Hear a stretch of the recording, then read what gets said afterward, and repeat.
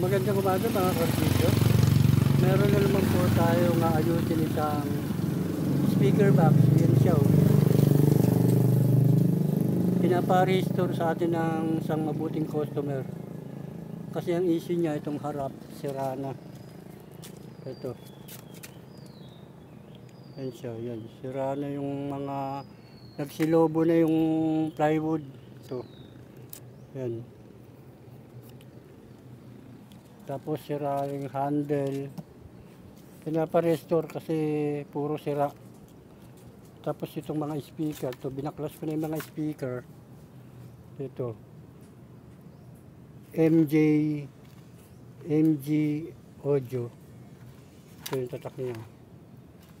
Sa bawat isang box, dalawa nakalagay. Kasi ito yung Twitter. Mga hindi na rin nagsisianda, tinetesting ko nga. Mga putol. Kaya layout ko pa. Yung loob niya, binahayan na rin ng daga. Yan ang pinapa-restore sa atin ng isang mabuting customer. Ito kasi mga sirano.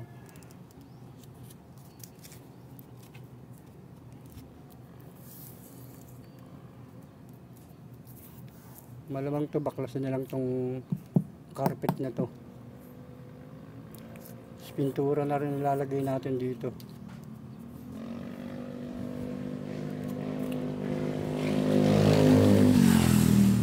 Kasi itong isa, wala na itong isa eh.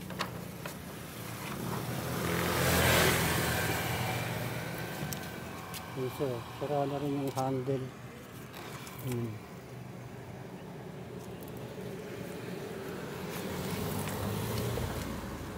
Okay. Ang tatak niya yan. 500 watts daw ang bawat isang box.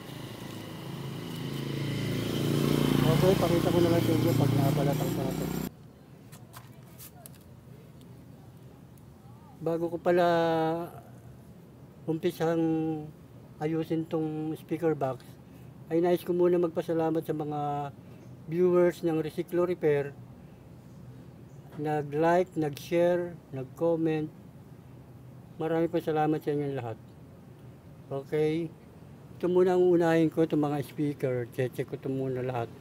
Tapos pipinturahan na rin ito para maging bumalik sa dati. Kasi ano na siya, puro talagang matagal na naka-stock.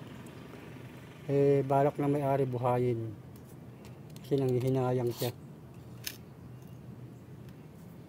Okay. Ito mga karsiklo. Nabalatan ko ng isa.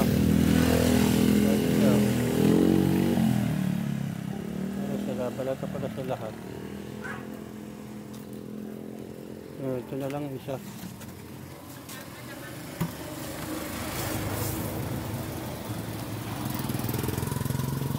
Ito na lang.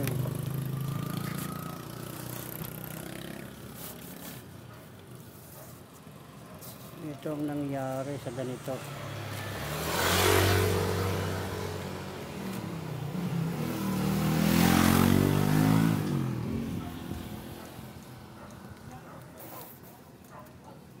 Okay, pakita ko na lang sa inyo pag nabalatan ko na lahat. Pag nabalatan ko na rin itong isa na to.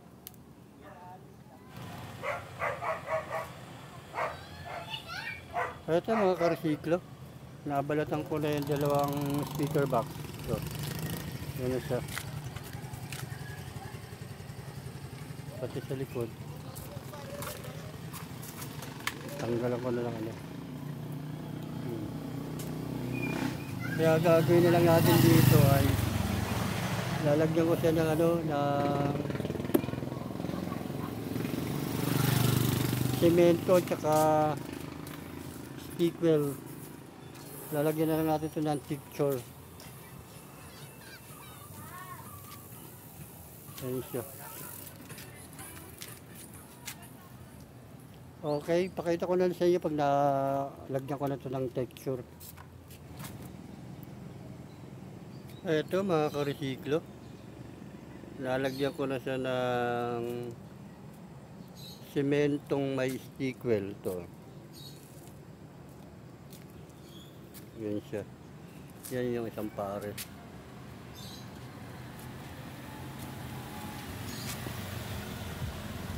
Ano na lang ito, lilihain para mawala yung talim, matalim. Tapos pipinturahan uli natin. Magpipinis na tayo ng pintura.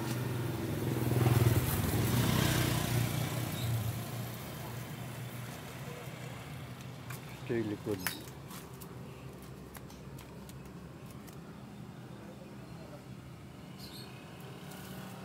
Liha na lang ito.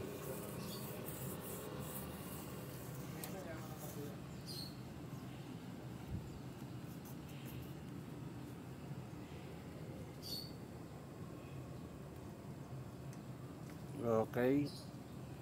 Pakita ko na lang sa inyo pag napinturahan ko na to.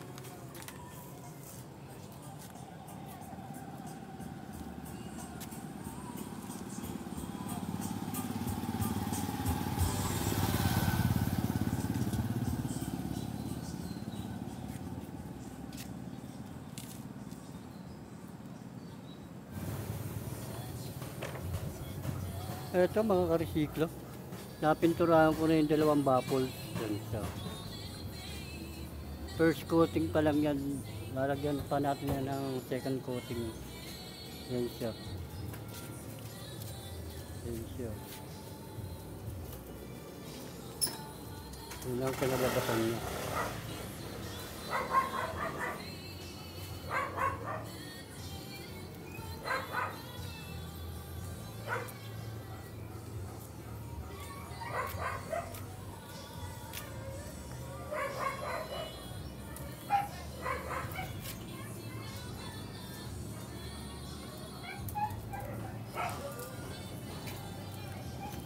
Okay.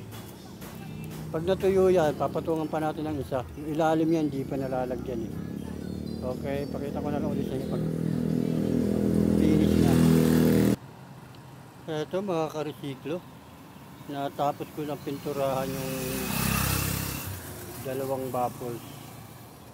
Ito siya oh. Ayan.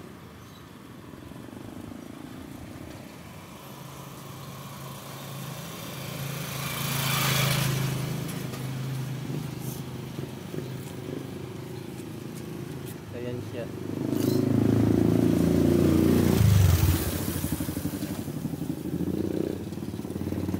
Kakabit na lang natin dyan yung mga accessories at saka yung speaker para mag final testing na tayo.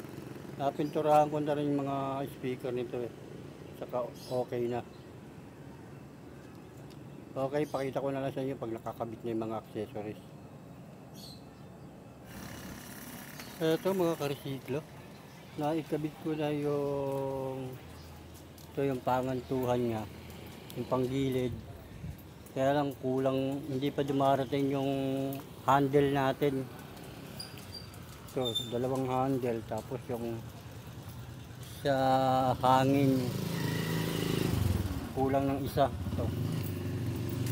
Nakabit ko na rin yung speaker terminal. Ayan. Yung speaker niya.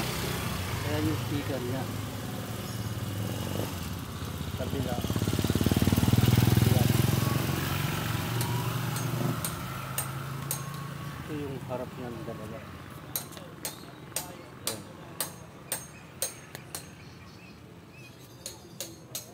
So, okay. Ngayon gagawin na lang natin dito ay testingin. Okay na ba yung sound niya? Okay, set up ko lang yung ampli.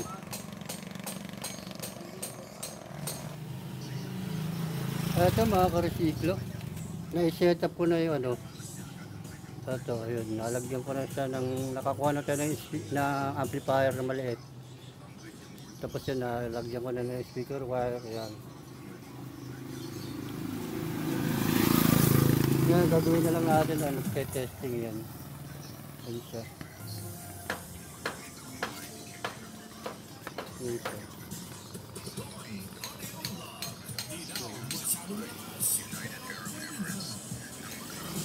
Magti-testing na lang tayo ngayon.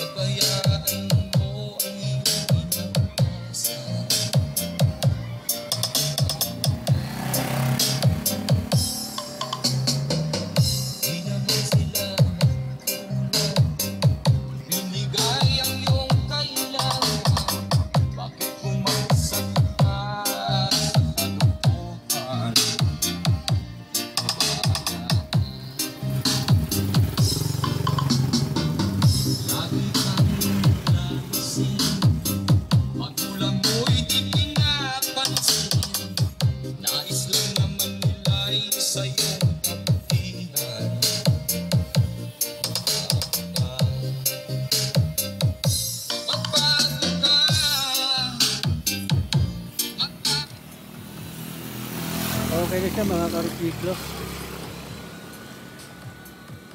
Okay na yung tunog niya. Kaya lang wala pa tayong handle. Kulang. Tapos dalawang handle. Tapos isang pasingawan. Tapos 10 panggilid. Hindi pa kasi dumarating galing sa Lazada. Umorder na kasi sa Lazada. Kaya lang hindi pa dumarating. Okay, sounds pa ulit tayo. Di ka ba naaawa sa iyong mahal na ama't ina? Nabibilang na ang kanilang mga araw.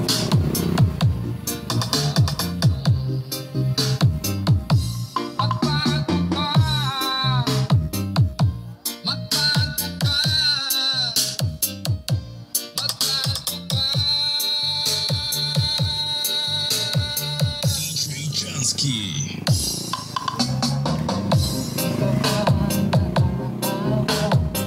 Sa iyong mahal na ama't ina, ibibigin mo ba ang kanilang pag-aaral? Okay mga ka-resiklo. Okay na siya. Hintayin ko na lang yung mga accessories pag dumating. May natapos na naman tayo isang paggawa sa atin ng isang mabuting customer. Ang issue nito ay restoration. Inayos lang yung yung speaker box. Kasi speaker box nito, durog na yung pinaka carpet, nag-aangatan ng mga dikit. Tapos itong mga tweeter, speaker, hindi na rin tumutunog kasi may ingat-ngat ng daga. Pininturahan ko na rin ito eh. Yan. Yung mga yan. Tapos ito. Yung MG Audio. Yan. Yan ang naging issue niya. Kaya ngayon okay na siya. Maganda na uli siya. Pwede na uli siya pang sabak. Okay. Hanggang dito na lang mga ka-resiklo. Maraming salamat po sa inyong lahat. Isang sound na lang.